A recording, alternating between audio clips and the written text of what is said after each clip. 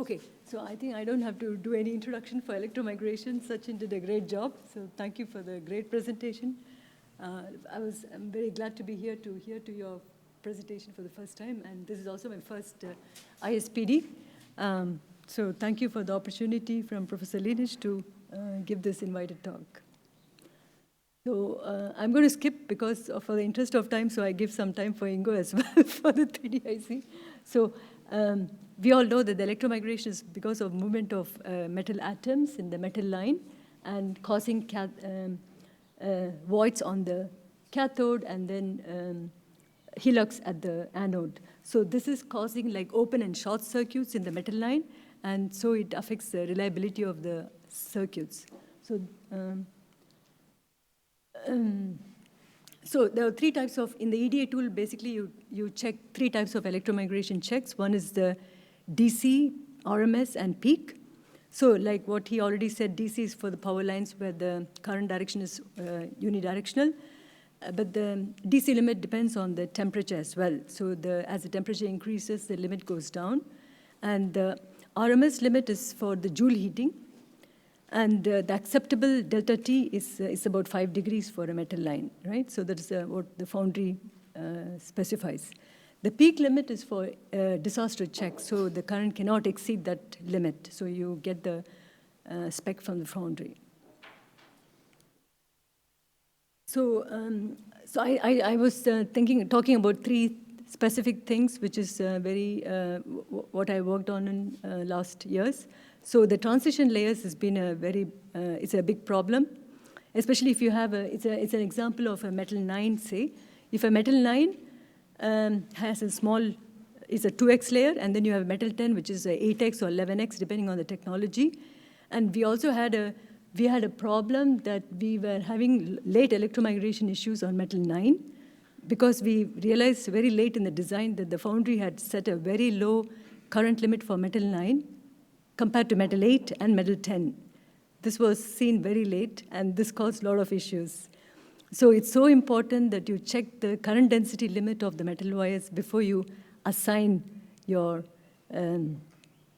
how you do the power distribution. So you do the power distribution for higher layers depending on the resistance and the current density, and then you cannot choose a very low current density limit wire for power routing, right? And sometimes these low current density can also be used for vertical current distribution, especially for the RF design. So this was something was not very well known. It created a lot of troubles. So this was a very interesting case. So if you have issues, of course, you can also use short line rules to avoid electromigration and so on. And then also you have transition vias going from 2x to 11x, 2x to 9x that causes also troubles because of current crowding. So you need to be very careful how you do the power distribution and the routing. So you all know that Infineon is very big in power CMOS technologies, and it's also new to me. I'm also in Infineon since 1.5 years, so I'm still learning a lot. So we have such rounded structures, really metal plates, metal curvilinear structures, rounded vias, and really huge high voltage. And we have problems with all the EDA tools. So the EDA tools have problems to do meshing, to check the current distribution, to check the RDS on, and also we are not doing not just for the devices, but we are also doing on the back end of line. Because as the voltage increases, you cannot have straight lines. The lines get all rounded. So that is a big challenge with the EDA tools, so they don't converge. And so we found a tool, but there are a lot of challenges.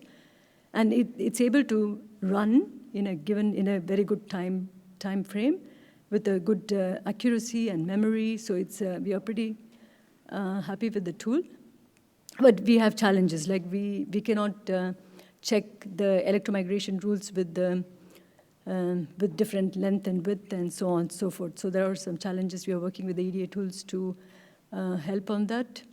And also it is even more interesting when you have slots, the runtime increases like crazy, right? So you need to be very careful how is the meshing works with these rounded structures, with the curvilinear, with the different metal plates. So this is a challenge. We are working on it. Maybe I have some better solution in the next ISPD. Yes, so it's also more and more high voltages, and you want to do everything on the IC in the chip design. But so we need also tools that can work with not only with 1D but with 2D curvilinear. So it's an interesting challenge to work on. Yeah. So the next one, hierarchical flow. So here we see a design of, it's an IP with 4 ADCs. It's a complex design. You cannot run it flat. And so we use a hierarchical flow to get it running. And of course, it's very complex, large runtime and memory requirement. So even though the tools are scaling, they're getting complex, the designs are also getting complex. The tools are also increasing the speed and accuracy. But on the other hand, the design is also getting as complex as the tools, right? So somewhere we still need the hierarchical flow, because people think that we don't need the hierarchical flow. We still need it. And this needs to work.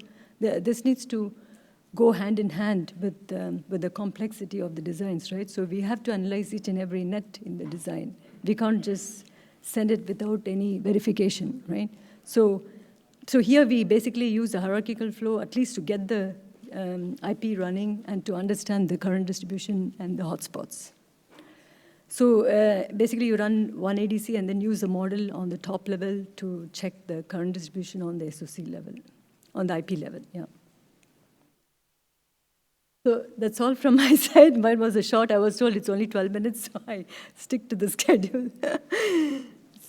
In summary, so it's very important to understand the different rules, like what he already said about the Blesch rules and the short length rules, and try to use it as much as possible to avoid the electromigration, and to also the more you optimize for the IO drop, you're also optimizing for the EM, absolutely true. And the transition metal layers and vias should be very careful, you should take it already in the initial phase of the design, right? So what is the current density, how to close the voltage drop, how to get the current distribution properly done in the whole design, right? And then the power CMOS has its own challenges because of the rounded shapes and then high voltage, and we need a really good solution there that can speed up and do such designs with rounded shapes. So hierarchical flow we definitely need as the complexity of the design increases, so we can close on really large complex designs. So for this, thank you so much. Thank you, Shanti.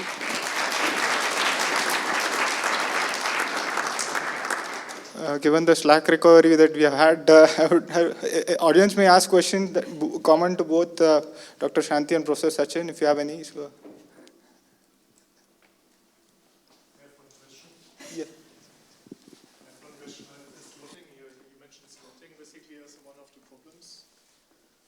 Thank you.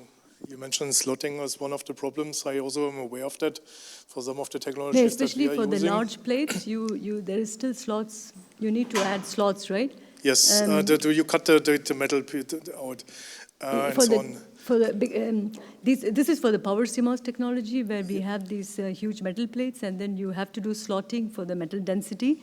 And when you run the tools with slotting, you see that the runtime increases a lot. Yes.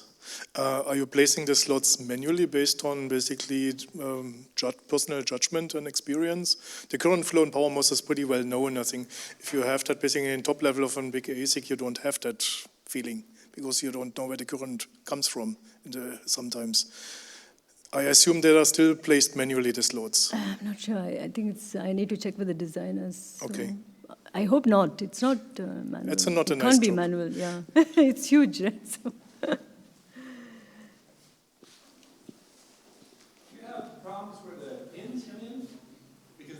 Have to come in these high current devices to connect to the metal layer. Is there a model for that sort of weird connection? God, okay. Where the bonding wire connects to the metal plate? I don't think we did so much there. No.